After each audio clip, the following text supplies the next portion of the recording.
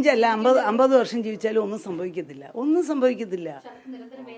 അത് യൂറിനറി സ്റ്റോണിൻ്റെ വേദനയാണ്. ഇതിപ്പം ഈ ഒരു സിംറ്റം വന്നുകൊണ്ട് കണ്ടുപിടിച്ചു. ഒന്നാമത് കത്രിയല്ല, അത് മസ്കിറ്റോ എന്നുള്ള ഒരു വളരെ ചെറിയ സാധനമാണ്, വളരെ നീളം കുറവ്. ഈ എക്സ്റേ കാണുന്ന ഒരു മാഗ്നിഫൈഡ് വ്യൂ ആണ്. കത്രിയല്ല, മസ്കിറ്റോ ആണ്. മസ്കിറ്റോ എന്ന് പറയുന്നത് നമ്മൾ ബ്ലഡ് വെസലിൽ നിന്ന് ബ്ലഡ് വരുമ്പോൾ പിടിക്കാൻ ഉപയോഗിക്കുന്ന ചെറിയ ഉപകരണമാണ്. അപ്പോൾ അത് പോകാൻ പാടില്ല. പക്ഷേ ഇത് ശരിക്കും ഇൻസ്ട്രുമെൻസിൻ്റെ എണ്ണം ആദ്യമേ ഒരു ബോർഡിൽ എഴുതണം, ഒരു സ്ക്രബ്നേഴ്സ്.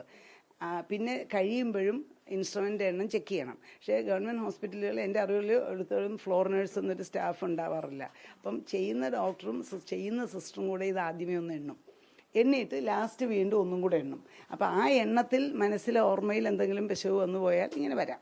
പിന്നെ വേറൊന്ന്, ഈ രോഗിക്ക് ഇതിനു മുമ്പ് ഒരു ഓപ്പറേഷൻ ചെയ്തിട്ടുണ്ട്, അന്ന് വന്നതാണോ എന്ന് എങ്ങനെ അറിയാം? ഈ ഓപ്പറേഷനിലാണ് വന്നതെന്ന് എന്താ ഓർമ്മ? ഇല്ല, കാണത്തില്ല. അത് ഒമൻ്റെ എല്ലാം കൂടെ മുകളിൽ കയറി നമ്മൾ കാണത്തില്ല. അതെനിക്ക് അറിഞ്ഞൂടാ, ചെയ്തിട്ടുണ്ടെന്ന് ഞാൻ ഇല്ല. അതിലെ ഒരു കാര്യം വെച്ചാൽ പക്ഷേ 20 വർഷം മുമ്പോ അല്ല 30 അനങ്ങാതിരിക്കുക. ഇത് പാക്കും ഇരിക്കാം, ഇതും ഇരിക്കാം. പിന്നെ വേറെ എന്നുള്ളത് എന്താണെന്ന് വെച്ചാൽ ഇപ്പം അവർ പോയത് ഇതിനൊന്നുമല്ല, അവർക്ക് മൂത്രത്തിൽ കല്ലിൻ്റെ അസുഖത്തിന് അതിൻ്റെ വേദനയായിരുന്നു.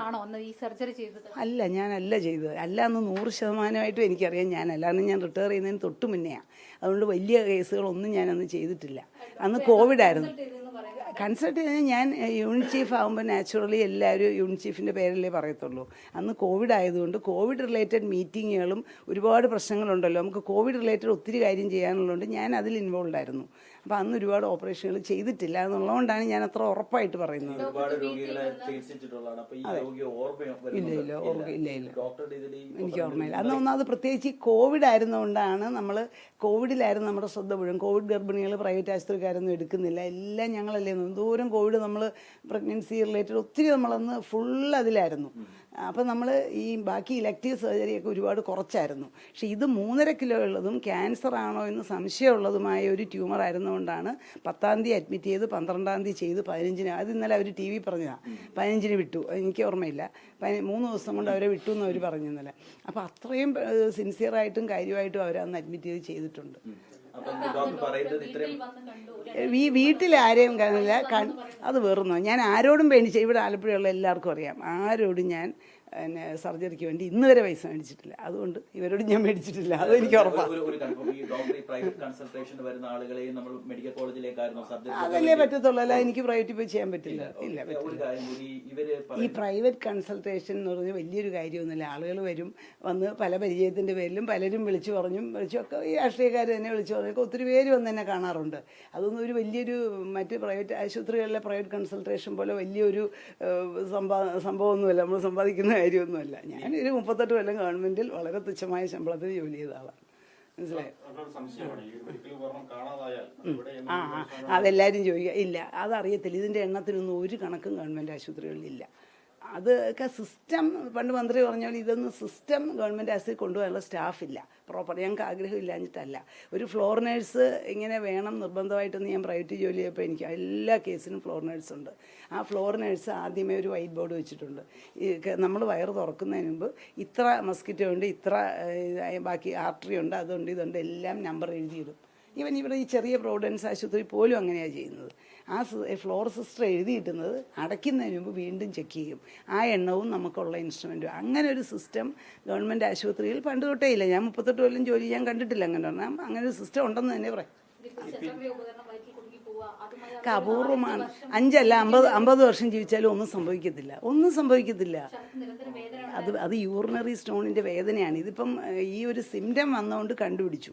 അൾട്രാസൗണ്ട് ചെയ്തിട്ട് വരാൻ പാടില്ല, ഇൻസ്ട്രുമെൻ്റ് വരാൻ പാടില്ല എന്നുള്ളതിന് സംശയമില്ല. പക്ഷേ എന്തുകൊണ്ട് വന്നു എന്നുള്ളത് ഇപ്പം ഒരാളുടെ തലയിൽ കെട്ടിയ സിസ്റ്റത്തിലാണ് അതിൻ്റെ ഫെയിലിയർ. എന്തുകൊണ്ട് ബോർഡ് വെച്ച് എഴുതാനുള്ള സ്റ്റാഫില്ല.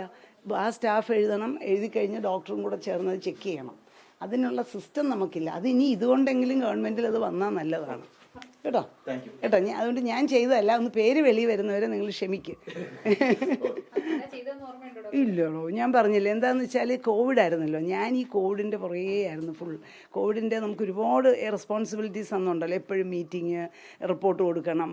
അപ്പം നമ്മൾ അതുകൊണ്ട് കഴിയുന്നത്ര നമ്മൾ ആ സമയം തിയേറ്ററിൽ കയറാൻ പറ്റിയിട്ടില്ല.